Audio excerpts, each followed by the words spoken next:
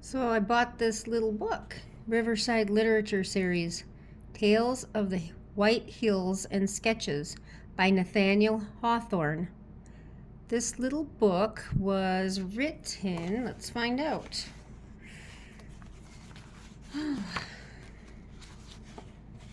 Well, let's see. Up here it says that, let's see, Eleonora Bang. She had this in July 4th, 1804, Salem, Massachusetts. Oh, it looks like she died Plymouth, New Hampshire, May 18th, 1864. Okay, well, let's see then what year this little book is. If I can find the date here. Has the picture of the Great Stone Face. And it says, Tales of the White Hills and Sketches.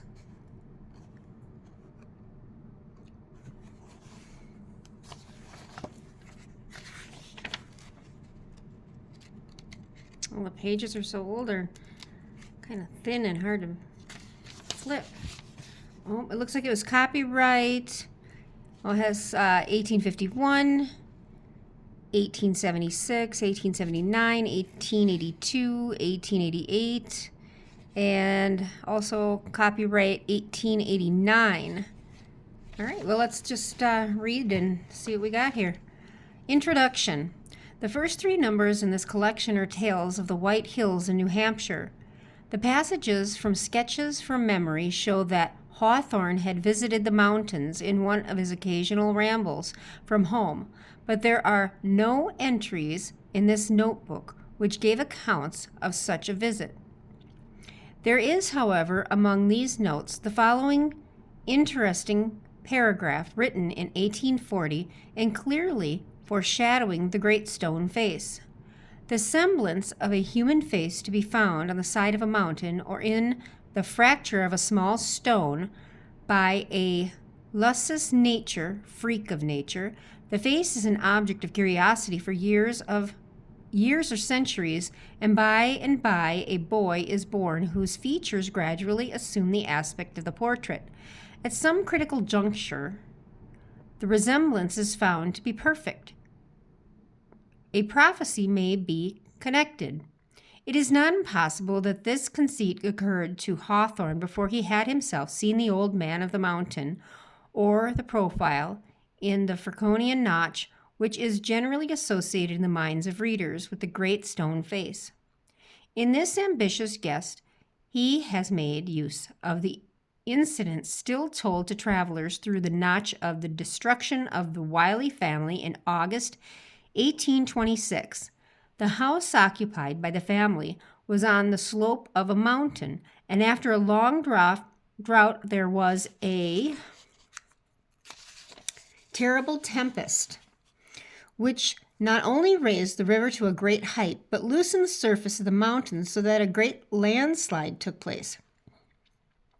The house was in the track of the slide, and the family rushed out of doors. Had they remained within, they would have been safe, for a boulder above the house parted the avalanche so that it was diverted into two paths and swept past the house on either side. Mr. and Mrs. Wiley, their 5 children, and 2 hired men were crushed under the weight of earth, rocks, and trees. In the Sketches from Memory, Hawthorne gives an intimation of the tale which he might write, and did afterward write, The Great Carbuncle. The paper is interesting in showing what were the actual experiences out of which he formed his imaginative stories. In other parts of the same general collection of reminiscence, he gives an account of his travel on the Erie Canal in a canal boat, of Burlington, Vermont, and of Rochester, New York. The sketch of my visit to Niagara is taken from the 12th volume of Hawthorne's collected works and gives a picture of the place as it was about 1830. Let me see if I can say this word. Old Ticonderoga gives a capital opportunity for the student to trace from Hawthorne's hints and several historical events which suggested the pictures to his mind. The Sister Years, as the reader will discover, was originally published as a carrier's address in connection with the Salem Gazette New Year's Day, 1839. It was quite common at one time to issue little souvenirs of this sort, but more often in poetry than in prose. They were used by those who made a business of carrying the local paper to subscribers before the custom of newsboys and newsstands sprang up. The Great Stone Face. One afternoon, when the sun was going down, a mother and her little boy sat at the door of their cottage, talking about the Great Stone Face. They had but to lift their eyes, and there it was, plainly to be seen. Though many miles away, with the sunshine brightening all its features, and what was the Great Stone Face? Embossed amongst a family of lofty mountains, there was a valley so spacious that it contained many thousand inhabitants. Some of these good people dwelt in log huts with the black forest all around them, on the steep and difficult hillsides. Others had their homes in comfortable farmhouses and cultivated the rich soil on the gentle slopes or level surfaces of the valley. Others again were congregated into populous villages where some wild highland rivulet, tumbling down from its birthplace in the upper mountain region, had been caught and tamed by human cunning and compelled to turn the machinery of cotton factories. The inhabitants of this valley, in short, were numerous, and of many modes of life, but all of them, grown people and children, had a kind of familiarity with the Great Stone Face. Although some possessed the gift of distinguishing this grand natural phenomenon more perfectly than many of their neighbors, the Great Stone Face then was a work of nature in her mood of majestic playfulness, formed on the... I missed a page? Yeah. See, they're just old and sticking together. Suppose they haven't been separated in a long time. Okay, there we go. All right. So the Great Stone Face then was a work of nature in her mood of majestic playfulness, formed on the perpendicular side of the mountain by some immense rocks, which had been thrown together in such a position as, when reviewed at a proper distance, precisely to resemble the features of the human countenance. It seemed as if an enormous giant or a Titan had sculptured his own likeness on the precipice.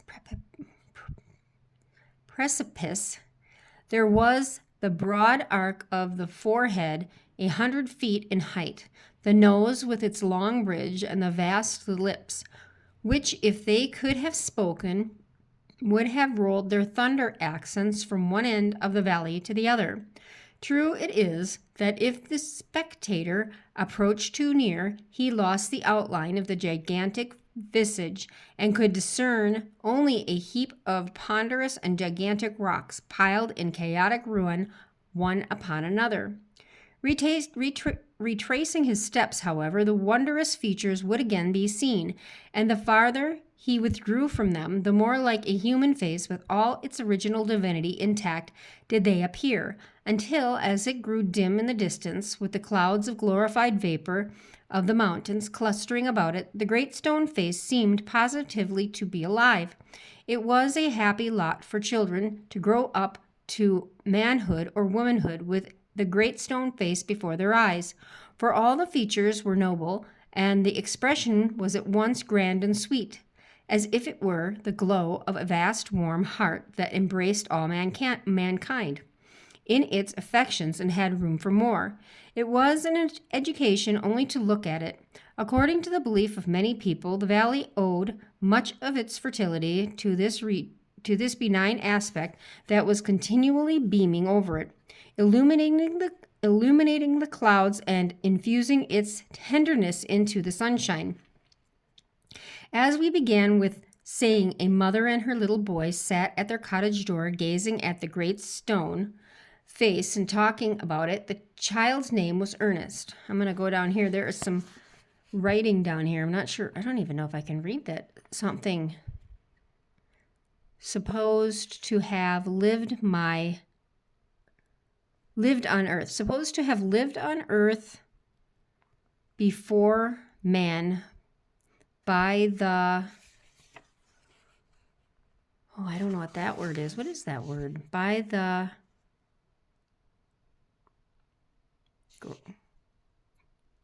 Gods? By the... I don't even know. I'm sorry. I don't know what that word is. G-R-U... I don't know. I guess we'll never know. All right. So let's see. As we begin with saying a mother and her little boys sat on the cottage door gazing at the great stone face and talking about it. The child's name was Ernest. Mother, said he, while the titanic visage smiled on him, I wish that it could speak, for it looks so very kindly that its voice must needs be pleasant. If I were to see a man with such a face, I should love him dearly. If an old prophecy should come to pass, answered his mother, we may see a man some time or other with exactly such a face as that. What prophecy do you mean, dear mother? Eagerly inquired Ernest. Pray tell me all about it. So his mother told him a story that her own mother had told her when she herself was younger than little Ernest. A story not of things that were past, but of what was yet to come. A story nevertheless so very old that even the Indians who formerly inhabited this valley had heard it from their forefathers, to whom, as they affirmed it, had been murmured by the mountain streams and whispered by the wind among the treetops.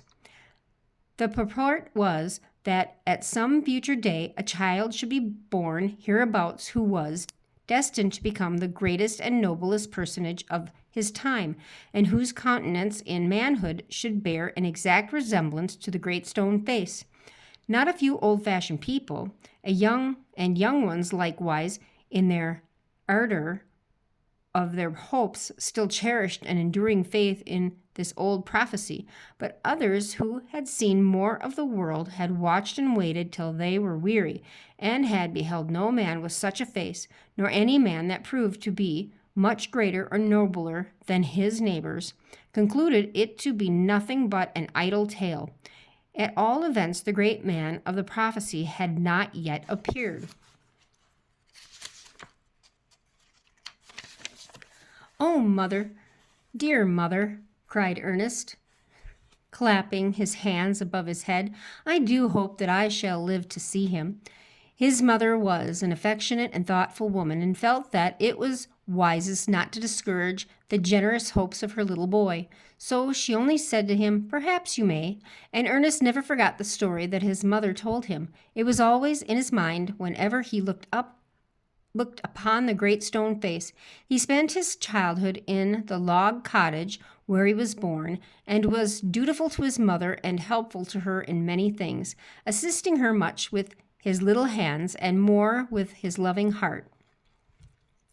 In this manner, from a happy yet often pensive child, he grew up to be a mild, quiet, unobtrusive boy, and sun-browned with labor in the fields, but with more intelligence brightening his aspect than is seen in many lads who have been taught at famous schools. Yet Ernest had had no teacher, save only that the great stone face became one to him. When the toil of the day was over, he would gaze at it for hours until he began to imagine that those vast features recognized him and gave him a smile of kindness and encouragement, responsive to his own look of veneration. We must not take upon us to affirm that this was a mistake, although the face may have looked no more kindly at Ernest than at all the world besides. But the secret was that the boy's tender and confiding simplicity discerned what other people could not see, and thus the love which was meant for all became his peculiar portion. About this time there went a rumor throughout the valley that the great man foretold from ages long ago, who was to bear a resemblance to the great stone face, had appeared at last. It seems that many years before, a young man had migrated from the valley and settled at a distant seaport, where after getting together a little money, he had set up as a shopkeeper. His name, but I could never learn whether it was his real one or a nickname that had grown out of his habits and success in life, was Gathergold. Being shrewd and active, and endowed by Providence with that inscrutable faculty which develops itself in what the world calls luck, he became an exceedingly rich merchant and owner of a whole fleet of bulky bottomed ships. All the countries of the globe appeared to join hands for the mere purpose of adding heap after heap to the mountainous accumulation of this one man's wealth.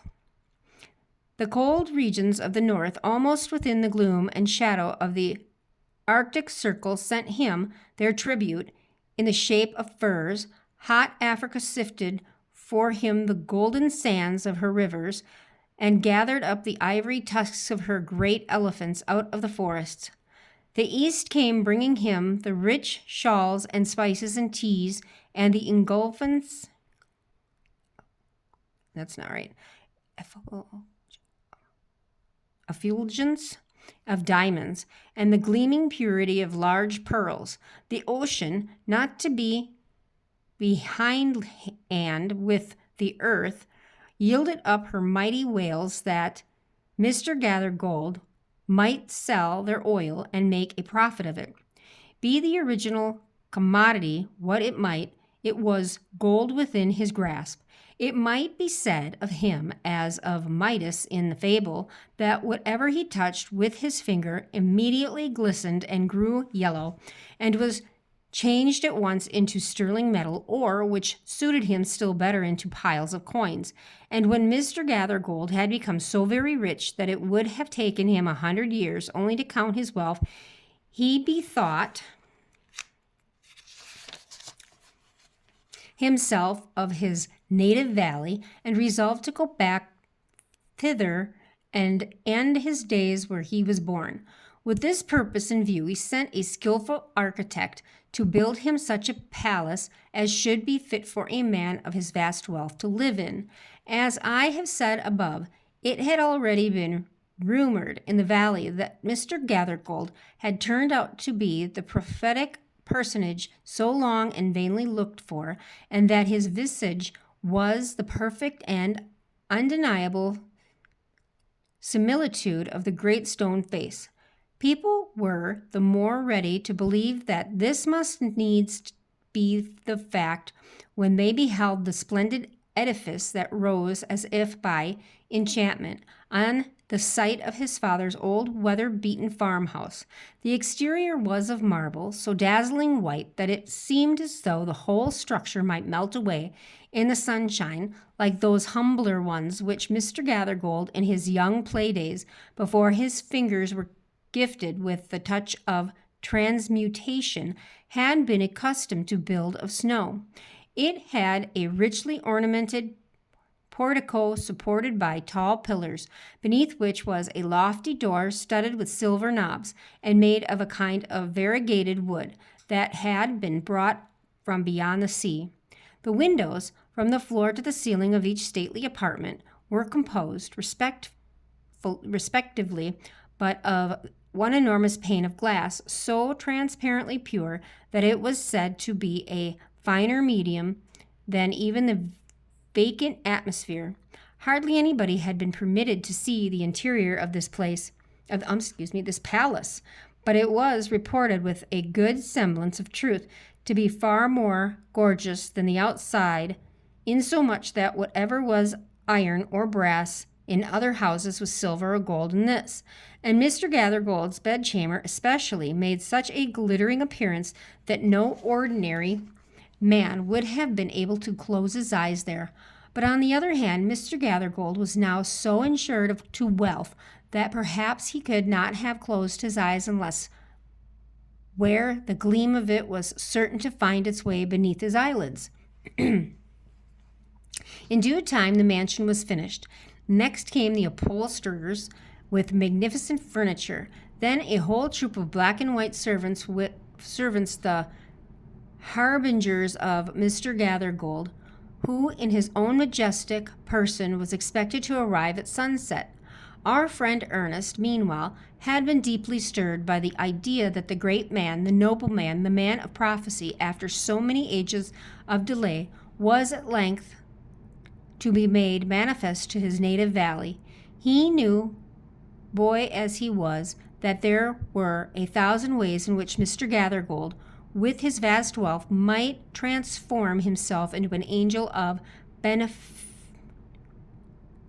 beneficence and assume a control over human affairs as wide and benignant as the smile of the great stone face. Full of faith and hope, Ernest doubted not that what the people said was true, and that now he was to behold the living likeness of those wondrous features on the mountainside. While the boy was still gazing up the valley and fancying, as he always did, that the great stone face returned his gaze and looked kindly at him, the rumbling of wheels was heard approaching swiftly along the winding road. "Here he comes!" cried a group of people who were assembled to witness the arrival. "Here comes the great Mr. Gathergold." A carriage drawn by 4 horses dashed round the turn of the road. Within it, thrust partly out of the window, appeared the that's a big word. Physiognomy. Physiognomy. Physiognomy. I probably didn't get that right. Of the old man. Within it, thrust partly out of the window, appeared the physiognomy of the old man, with a skin as yellow as if his own Midas hand had transmuted it. He had a low forehead, small sharp eyes puckered about with innumerable wrinkles, and very thin lips, which he made still thinner by pressing them forcibly together. The very image of the great stone face, shouted the people. Sure enough, the old prophecy is true, and here we have the great man come at last. And what greatly perplexed Ernest, they seemed actually to believe that here was the likeness which they spoke of. By the roadside there chanced to be an old beggar woman and 2 little beggar children, stragglers from some far-off region, who, as the carriage rolled onward, held out their hands and lifted up their doleful voices, most piteously beseeching charity. A yellow claw, the very same that had clawed together so much wealth, poked itself out the coach window and dropped some copper coins onto the ground, so that, though the great man's name seemed to have been Gathergold, he might just as suitably have been nicknamed Scattercopper. Still, nevertheless, with an earnest shout, and evidently with as much good faith as ever, the people bellowed, "He is the very image of the great stone face." But Ernest turned sadly from the wrinkled shrewdness of that sordid visage and gazed up the valley, where, amid a gathering mist, gilded by the last sunbeams, he could still distinguish those glorious features which had impressed themselves into his soul. Their aspect cheered. What did the benign lips seem to say? "He will come. Fear not, Ernest, the man will come." The years went on, and Ernest ceased to be a boy. He had grown to be a young man now. He attracted little notice from the other inhabitants of the valley, for they saw nothing remarkable of his way of life, save that when the labor of the day was over, he still loved to go apart and gaze and meditate upon the great stone face. According to their idea of the matter, it was a folly indeed, but pardonable, inasmuch as Ernest was industrious, kind, and neighborly, and neglected to no duty for the sake of indulging his idle habit. They knew not that the great stone face had become a teacher to him, and that the sentiment which was expressed in it would enlarge the young man's heart and fill it with wider and deeper sympathies than other hearts. They knew not that thence would come a better wisdom than could be learned from books, and a better life than could be molded on the defaced example of other human lives. Neither did Ernest know that the thoughts and affections which came to him so naturally in the fields and at the fireside, and wherever he communed with himself, were of a higher tone than those which all men shared with him. A simple soul, simple as when his mother first taught him the old prophecy, he beheld the marvelous features beaming adown the valley, and still wondered that their human counterpart was so long in making his appearance. By this time poor Mr. Gathergold was dead and buried, and the oldest part of the matter was that his wealth, which was the body and spirit of his existence, had disappeared before his death, leaving nothing of him but a living skeleton covered over with a wrinkled yellow skin. Since the melting away of his gold, it had been very generally conceded that there was no such striking resemblance after all betwixt the ignoble features of the ruined merchant and that majestic face upon the mountainside. So the people ceased to honor him during his lifetime, and quietly consigned him to forgetfulness after his decease. Once in a while, it was true, his memory was brought up in connection with the magnificent palace which he had built, and which that word's missing, or a letter or something, and which something long ago been turned into a hotel for the accommodation of strangers, multitudes of whom came every summer to visit that famous natural curiosity, the great stone face. Thus, Mr. Gathergold being discredited and thrown into the shade, the man of prophecy was yet to come. It so happened that a native-born son of the valley many years before had enlisted a soldier and, after a great deal of hard fighting, had now become an illustrious commander. Whatever he may be called in history, he was known in camps and on the battlefield under the nickname of Old Blood and Thunder. The war-torn veteran, being now infirm with age and wounds and weary of the turmoil of a military life and of the roll of the drum and the clangor of the trumpet that had so long been ringing in his ears, had lately signified a purpose of returning to his native valley, hoping to find repose where he remembered to have left it. The inhabitants of his old neighbors and their grown-up children were resolved to welcome the renowned warrior with a salute of cannon and a public dinner, and all the more enthusiastically, it being affirmed that now, at last, the likeness of the great stone face had actually appeared. An aide-de-camp of Old Blood and Thunder, traveling through the valley, was said to have been struck with the resemblance. Moreover, the schoolmates and early acquaintances of the general were ready to testify on oath that, to the best of their recollection,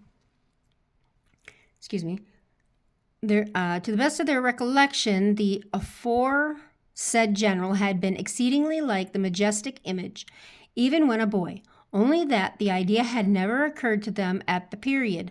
Great, therefore, was the excitement throughout the valley, and many people who had never once thought of glancing at the great stone face for years before, now spent their time in gazing at it for the sake of knowing exactly how General Blood and Thunder looked.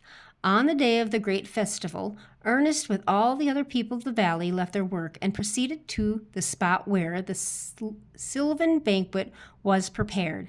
As he approached, the loud voice of the Reverend Dr. Battleblast was heard, beseeching and blessing on the good things set before them, and on the distinguished friend of peace in whose honor they were assembled.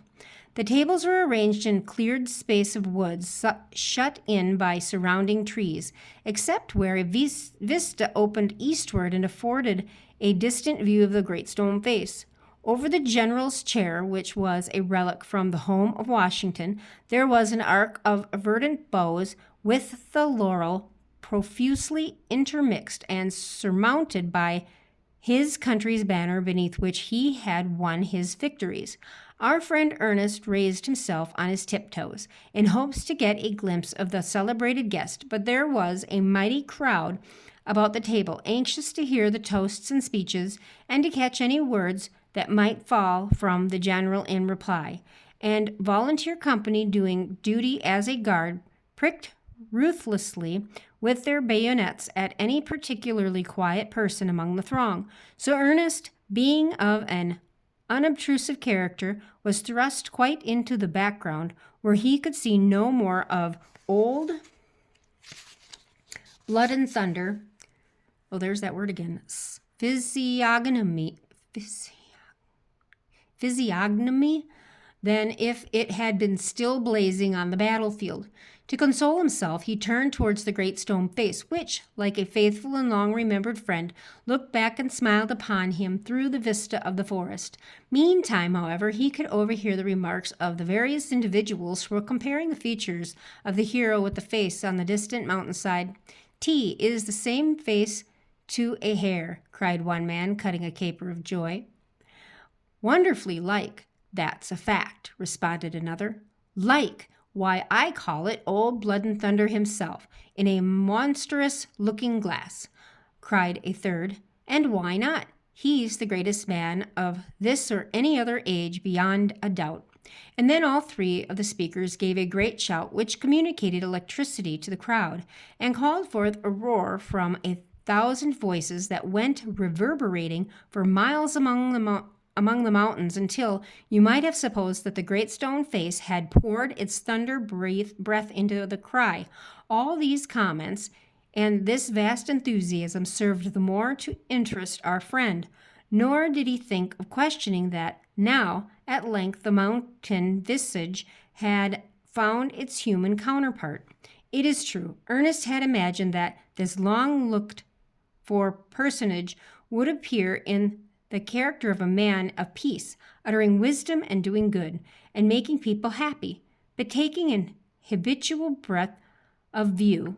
With all his simplicity, he contended that Providence should choose its own method of blessing mankind, and could conceive that his great end might be effected even by a warrior and a bloody sword, should inscrutable wisdom see fit to order matters. So, I have to let my cat in. She's crying.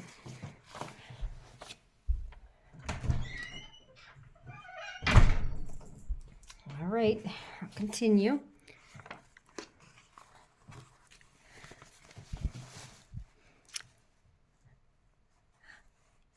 All right. The general, was now the cry. "Hush, silence, old Blood and Thunder is going to make a speech." Even so, for the cloth being removed, the general's health had been drunk amid shouts of applause, and he now stood upon his feet to thank the company. Ernest saw him.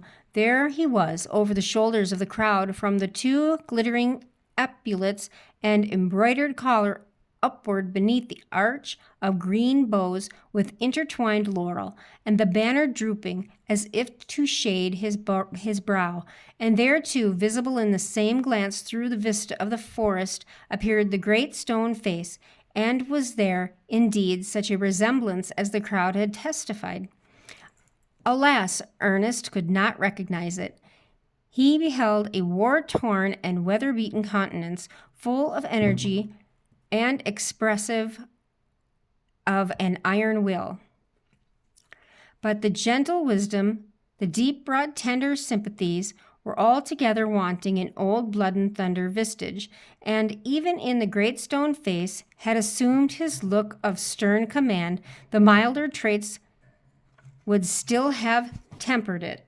Excuse me 1 second, my cat is being naughty.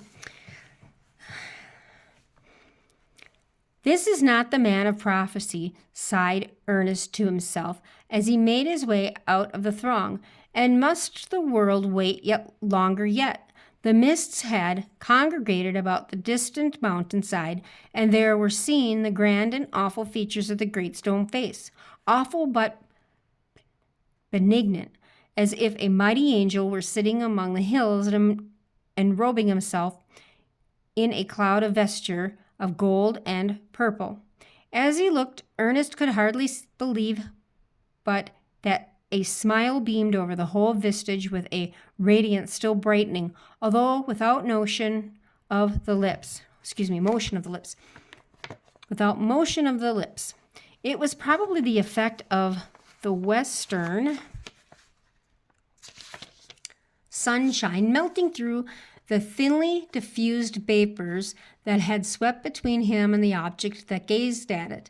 I think the cat threw me off my game here. All right, I'm going to go back for a second. It was probably the effect of the western sunshine melting through the thinly diffused vapors that had swept between him and the object that he gazed at. But, as it always did, the aspect of his marvelous friend made Ernest as hopeful as if he had never hoped in vain. "Fear not, Ernest," said his heart, even as if the great face were whispering him. "Fear not, Ernest, he will come." More years sped swiftly and tranquilly away. Ernest still dwelt in his native valley and was now a man of middle age. By imperceptible degrees he had become known among the people. Now, as heretofore, he labored for his bread, and was the same simple-hearted man that he had always been. But he had thought and felt so much, he had given so many of the best hours of his life to unworldly hopes, for some great good to mankind, that it seemed as though he had been talking with the angels and had imbibed a portion of their wisdom unawares. It was visible in the calm and well-considered benefits of his daily life, the quiet stream of which had made a wide green margin all along its course. Not a day passed by that the world was not the better because this man, humbled as he was, had lived. He never stepped aside from his own path, yet would always reach a blessing to his neighbor, almost involuntary too. He had become a preacher. The pure and high simplicity of his thought, which as one of its manifestations took shape in the good deeds that dropped silently from his hand, flowed also forth in speech. He uttered truths that wrought upon and molded the lives of those who heard him. His auditors, it may be, never suspected that Ernest, their own neighbor and familiar friend, was more than an ordinary man. Least of all did Ernest himself subject it, but inevitably, as the murmur of a rivulet, came thoughts out of his mouth that no other human lips had spoken. When the people's minds had a little time to cool, they were ready enough to acknowledge their mistake in imagining a similarity between General Blood and Thunder's truculent physiognomy. I'm not going to get that word. Physiognomy. I don't know what that word means. And the benign visage on the mountainside. But now again, there were reports in many paragraphs in the newspapers affirming that the likeness of the great stone face had appeared upon the broad shoulders of a certain eminent statesman. He, like Mr. Gathergold and Old Blood and Thunder, was a native of the valley, but had left it in his early days and taken up the trades of law and politics. Instead of the rich man's wealth and the warrior's sword, he had but a tongue, and it was mightier than both together. So wonderfully eloquent was he, that whatever he might choose to say, his auditors had no choice but to believe him. Wrong looked like right, and right like wrong. For when it pleased him, he could make a kind of illuminated fog with his mere breath and obscure the natural daylight with it. His tongue, indeed, was a magic instrument. Sometimes it rumbled like the thunder, sometimes it warbled like the sweetest music. It was the blast of war, the song of peace, and it seemed to have a heart in it. When there was no such matter, in good truth, he was a wondrous man, and when his tongue... My battery and my phone is about to go, so we have to hurry up and plug it in. Give me 1 second.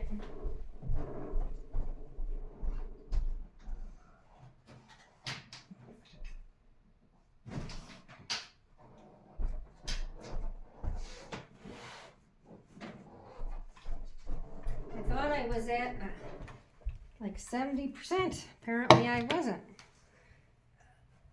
I apologize. I'm plugging it in. Here we go. All right. Okay, now we can keep going. You know, I could edit all this, but I had decided that, you know what? Everything is edited these days. Everything is always perfect. So I decided that, you know what? I'm not going to do that when I'm reading, because it's nice just to go back to the way things used to be. When somebody just read a book and you listened and they did make mistakes. And making mistakes is okay. Like, where did I leave off? Let's see. We're just going to start right about here. Instead of the rich man's wealth and the warrior's sword, he had but a tongue, and it was mightier than both together. So wonderfully eloquent was he, that whatever he might choose to say, his auditors had no choice but to believe him. Wrong looked like right, and right looked like wrong, for when it pleased him, he could make a kind of illuminated fog with his mere breath, and obscure the natural daylight with it. His tongue, indeed, was a magic instrument. Sometimes it rumbled like the thunder, sometimes it warbled like the sweetest music. It was the blast of war, the song of peace, and it seemed to have a heart in it, when there was no such matter. In good truth, he was a wondrous man, and when his tongue had acquired him all other imaginable successes, when it had been heard in halls of state, and in courts of princes and potentates, after it had made him known all over the world, even as a voice, crying from shore to shore, it finally persuaded his countrymen to select him for the presidency. Before this time, indeed, as soon as he began to grow celebrated, his admirers had found out the resemblance between him and the great stone face, and so much were they struck by it that throughout the country this distinguished gentleman was known by the name of Old Stony Phiz. The phrase was considered as giving a slightly favorable aspect to his political prospects, for as is likewise the case with the popedom, nobody ever becomes president without taking a name other than his own.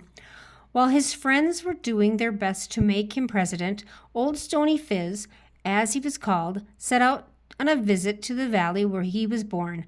Of course, he had no other object than to shake hands with his fellow citizens, and neither thought nor cared about any effect which his progress through the country might have upon the election. Magnificent preparations were made to receive the illustrious statesman. A cavalcade of horsemen set forth to meet him at the boundary line of the state, and all the people left their business and gathered along the wayside to see him pass. Among these was Ernest. Though more than once disappointed, as we have seen, he had such a hopeful and confiding nature that he was always ready to believe in whatever seemed beautiful and good. He kept his heart continually open, and thus was sure to catch the blessing from on high when it should come. So now again, as buoyantly as ever, he went forth to behold the likeness of the great stone face. The cavalcade came prancing along the road with a great clattering of hoofs and a mighty cloud of dust, which rose up to so dense and high that the visage of the mountainside was completely hidden from Ernest's eyes. There we go. I got some light again. My light on my phone wouldn't go because I was low on battery. All the great men of the neighborhood were there on horseback. Militia officers in uniform, the member of Congress, the sheriff of the county, the editors of newspapers, and many a farmer too, had mounted his patient steed with his Sunday coat upon his back. It really was a very brilliant spectacle, especially as there were numerous banners flaunting over the cavalcade, on some of which were gorgeous portraits of the illustrious statesman and the great stone face, smiling familiarly at one another like two brothers. If the pictures were to be trusted, a mutual resemblance, it must be confessed, was marvelous. We must not forget to mention that there was a band of music which made the echoes of the mountains ring and reverberate with the loud triumph of its strains, so that airy and soul-thrilling melodies broke out among all the heights and hollows, as if every nook of his native valley had found a voice to welcome the distinguished guest. But the grandest effect was when the far-off mountain precipice flung back the music, for then the great stone face itself seemed to be swelling the triumphant chorus in acknowledgment that, at length, the man of prophecy was come. All this while the people were throwing up their hats and shouting with enthusiasm so contagious that the heart of Ernest kindled up, and he likewise threw up his hat and shouted as loudly as the loudest huzzah for the great man. Huzzah for old Stony Phiz! But as yet he had not seen him. Here he is now, cried those who stood near Ernest. There, look at old Stony Phiz, and then at the old man of the mountain, and see if they are not as like as two twin brothers. In the midst of all the gallant array came an open barouche drawn by 4 white horses, and in the barouche, with his massive head uncovered, sat the illustrious statesman, old Stony Phiz himself. Confess it, said one of Ernest's neighbors to him. The great stone face has met its match at last. Now it must be owned that, at his first glimpse of the countenance which was bowing and smiling from the barouche, Ernest did fancy that there was a resemblance between it and the old familiar face upon the mountainside. The brow, with its massive depth and loftiness, and all the other features, indeed, were boldly and strongly hewn, as if in emulation of a more than heroic of a titanic model. But the sublimity and stateliness, the grand expression of a divine symphony that illuminated the mountain visage and etherealized its ponderous granite substance into spirit, might here be sought in vain. Something had been originally left out or had departed, and therefore the marvelously gifted statesman had always a weary gloom in the deep caverns of his eyes, as of a child that has outgrown its playthings, or a man of mighty faculties and little aims, whose life, with all its high performances, was vague and empty, because no high purpose had endowed it with reality. Still Ernest's neighbors was thrusting his elbow into his side and pressing him for an answer. Confess, confess. Is not he the very picture of your old man of the mountain? No, said Ernest bluntly. I see little or no likeness. Then so much the worse for the great stone face. I'll say that again. Then so much the worse for the great stone face, answered his neighbor, and again he set up a shout for old Stony Phiz. But Ernest turned away melancholy and almost despondent, for this was the saddest of his disappointments, to behold a man who might have fulfilled the prophecy and had not willed to do so.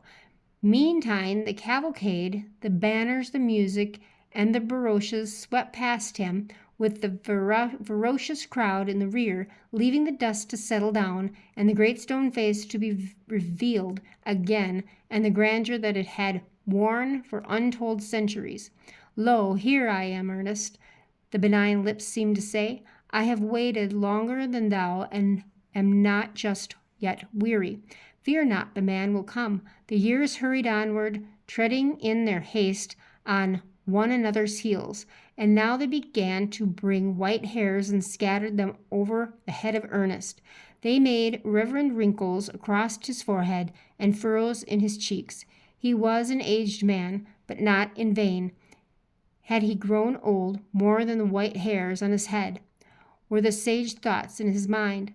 His wrinkles and furrows were inscriptions that time had graved, and in which he had written legends of wisdom that had been tested by the tenor of a life. And Ernest had ceased to be obscure.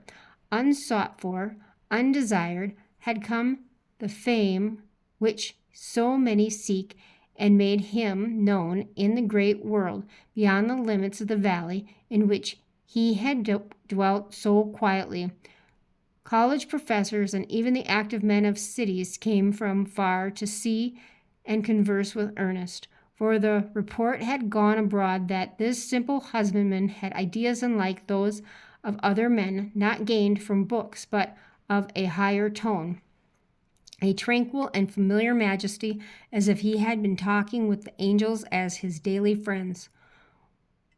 Whether it were sage statesmen or philanthropists, Ernest received these visitors with the gentle sincerity that had characterized him boyhood, and spoke freely with them of whatever came uppermost or lay deepest in his heart or their own.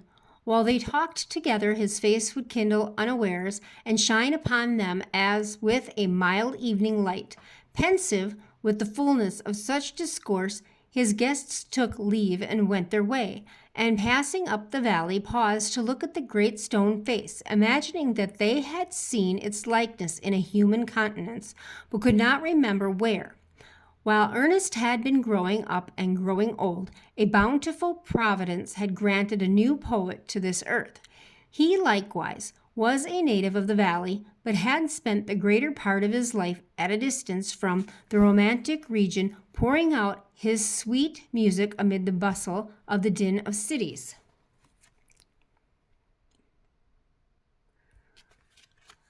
Okay, I lost my spot. I had to look at my phone to see if it was charging, because it keeps shutting off. So I'm going to have to piece these videos together as it stops. And I don't know why it keeps stopping. Let's see. Oh, darn. Where was I? Oh. Well, Ernest, okay. I'm just going to go back. All right. Neither was the great stone face forgotten, for the poet had celebrated it in an ode which was grand enough to have been uttered by its own majestic lips. The man of genius, we may say, had come down from heaven with wonderful endowments.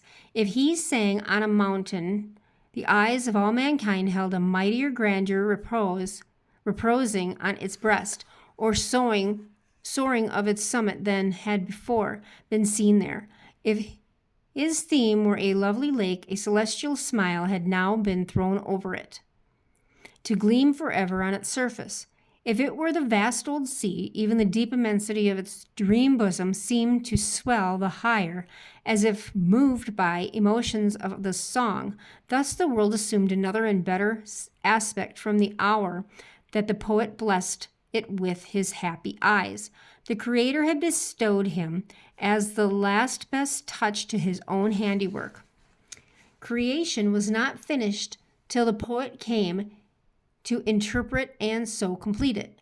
The effect was no less high and beautiful when his human brethren were the subject of his verse. The man or woman sorted with the common dust of life who crossed his daily path, and the little child who played in it, were glorified if he beheld them in his mood of poetic faith. He showed the golden links of the great chain that intertwined them with an angelic kindred. He brought out the hidden traits of celestial birth that made them worthy of such kin. Some indeed there were who thought to show the soundness of their judgment by affirming that all the beauty and dignity of the natural world existed only in the poet's fancy. Let such men speak for themselves, who undoubtedly appear to have been spawned forth by nature with a contemptuous bitterness, she having plastered them up out of her refuse stuff after all the swine were made. As respects all things else, the poet's ideal was the truest truth. The songs of the poet found their way to Ernest. He read them after his customary toil, seated on the bench before his cottage door, where for such a length of time he had filled his repose with thought by gazing at the great stone base, and now he read stanzas that caused the soul to thrill within him. He lifted his eyes to the vast countenance beaming on him so benignly. Is that the right word? Not benignly. Benignantly? Not sure. "Oh, majestic friend," he murmured, addressing the great stone face, "is not this man worthy to resemble thee?" The face seemed to smile, but answered not a word. Now it happened that the poet, though he dwelt so far away, had not only heard of Ernest, but had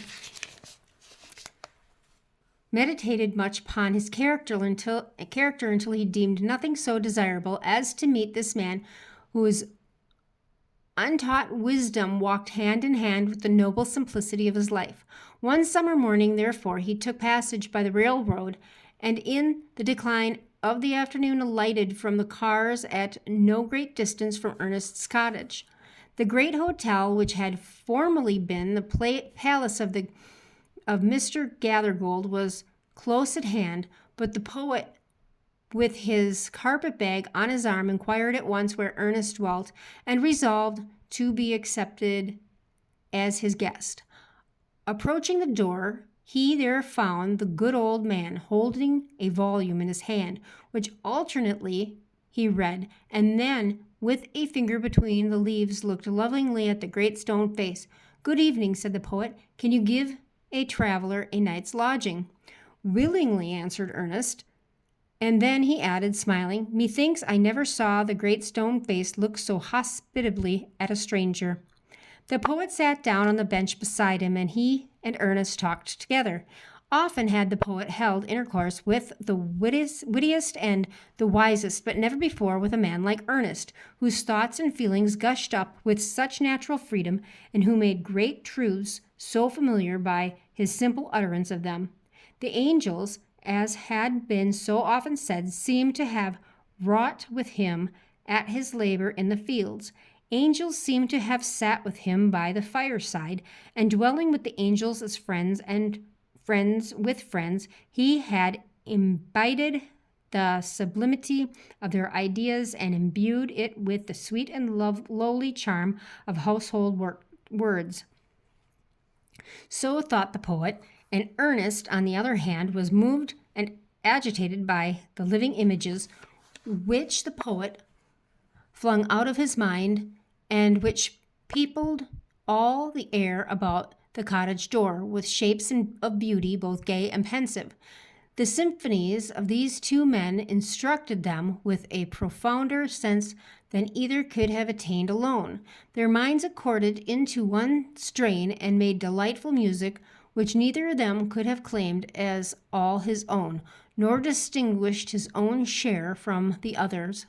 They led one another as if it were into a high pavilion of their thoughts so remote and hitherto so dim that they had never entered it before, and so beautifully that they had desired to be there always. As Ernest listened to the poet, he imagined that the great stone face was bending forward to listen too. He gazed earnestly into the poet's glowing eyes. "Who are you, my strangely gifted guest?" he said. The poet laid his finger on the volume that Ernest had been reading. "You have read these poems," said he. "You know me, then, for I wrote them." Again, and still more earnestly than before, Ernest examined the poet's features, then turned towards the great stone face, then back with an uncertain aspect to his guest. But his countenance fell. He shook his head and sighed. "Wherefore are you sad?" inquired the poet. Because, replied Ernest, all through life I have awaited the fulfillment of a prophecy, and when I read these poems, I hope that it might be fulfilled in you. You hoped, and answered the poet, faintly smiling, to find me the likeness of the great stone face, and you are disappointed as formerly with Mr. Gathergold and old Blood and Thunder and the old Stony Phiz? Yes, Ernest, it is my doom. You must add my name to the illustrious three and record another failure of your hopes. For in shame and sadness, so I speak it, Ernest, I am not worthy to be typified by yonder benign and majestic image.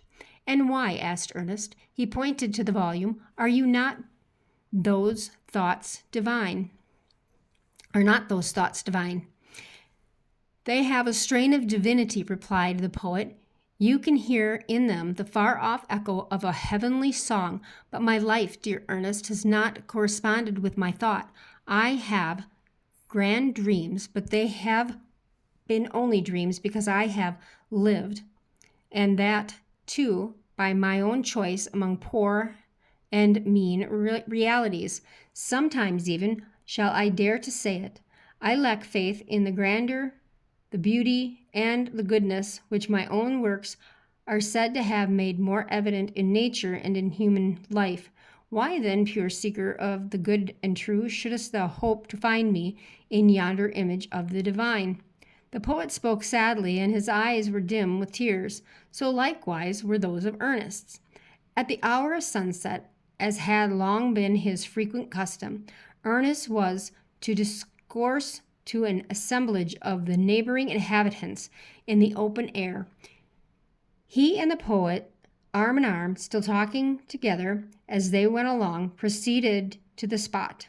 It was a small nook among the hills, with a gray precipice behind, the stern front of which was relieved by the pleasant foliage of many creeping plants that made a tapestry for the naked rock. By hanging their festoons from all its rugged angles at a small elevation above the ground, set in a rich framework of verdure, there appeared a niche spacious enough to admit a human figure. This, I'm wondering where, I thought the okay. They're getting to the end of this chapter then. I wasn't sure, and it just kept going, and I thought, well, I thought it was shorter than that, but it's not. So anyway, I'm going to go back here. At a small elevation above the ground, set in a rich framework of verdure, there appeared a niche spacious enough to admit a human figure, with freedom for such gestures as spontaneously accompanying earnest thought and genuine emotion. Into this natural pulpit Ernest ascended, and threw a look of familiar kindness around upon his audience. They stood or sat or reclined upon the grass and seemed good to each, with the departing sunshine falling obliquely over them and mingling its subdued cheerfulness with the solemnity. Some of these words trip me up. Solemnity of a grove of ancient trees beneath and amid the boughs of which the golden rays were constrained to pass. In another direction was seen the great stone face, with the same cheer combined with the same solemnity in its benignant aspect. Ernest began to speak, giving to the people of what was in his heart and mind. His words had power because they accorded with his thoughts, and his thoughts had reality and depth because they harmonized with the life which he had always lived. It was not mere breath that this preacher uttered. They were the words of life because a life of good deeds and holy love was melted into them. Pearls pure and rich had been dissolved into this precious draught. The poet, as he listened, felt that the being and character of Ernest were a nobler strain of poetry than he had ever written. His eyes glistened with tears. He gazed reverently at the vulnerable man and said within himself that never was there an aspect so worthy of a prophet and a sage as that mild, sweet, thoughtful countenance, with the glory of white-haired diffused about it. At a distance, but distinctly to be seen, high up in the golden light of the setting sun, appeared the great stone face, with hoary mists around it, like the white hairs around the brow of Ernest. It looks of grand beneficence seemed to embrace the world. At this moment in symphony, with a thought which he was about to utter, the face of Ernest assumed a grandeur of expression so imbued with benevolence that the poet, by an irresistible impulse, threw his arms aloft and shouted, "Behold, behold! Ernest is himself the likeness of the great stone face." Then all the people looked and saw that what the deep-sighted poet said was true. The prophecy was fulfilled, but Ernest, having finished what he had to say, took the poet's arm and walked slowly homeward, still hoping that some wiser and better man than himself would by and by appear, bearing a resemblance to the great stone face. Okay. Well, that was kind of a neat story. So I guess the next time I'll read the ambitious guest. But for now, that's where we're going to leave off. Yeah, that was that. Bye.